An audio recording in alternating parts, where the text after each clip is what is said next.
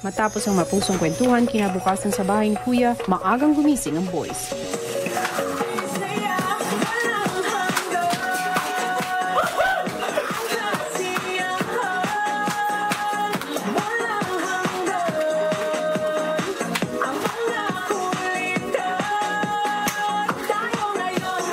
Habang nagkakasiyahan ng boys, paglabas ng girls sa kwarto,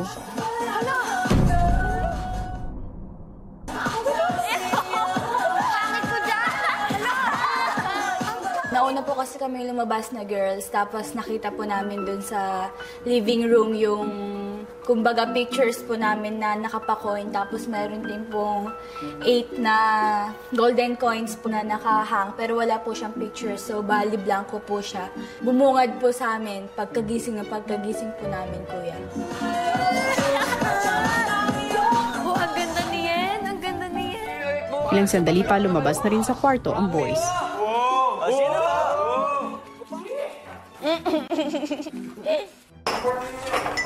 Time to serious mode. Nomination, ba't wala na? Hoy, 8 lang yung points. 16 tayo.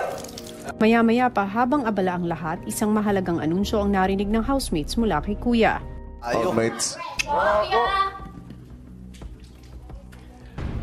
nakikita ninyo ngayon ang 8 golden circles. Opo, Kuya. Pagmasdan ninyong mabuti ang mga ito dahil may kinalaman nito sa pananatili ninyo sa aking bahay. Kung sino man ang 8 housemate na malalagay sa golden circles, sila ay ang karapat-dapat pang manatili at hindi maaaring mapasama sa mga posibleng ma-evict ng bahay. At para malaman kung sino ang mga housemates na malalagay dito, magkakaroon ng mga Golden Circle Challenges na ang mga magwawagi ay makapaglalagay ng kanilang mga litrato dyan sa Golden Circles.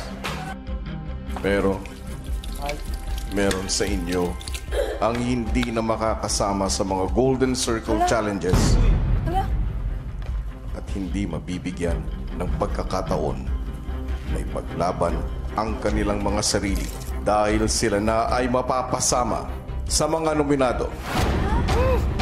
Housemates, umanda na kayo dahil sa puntong ito magaganap na ang inyong nominasyon.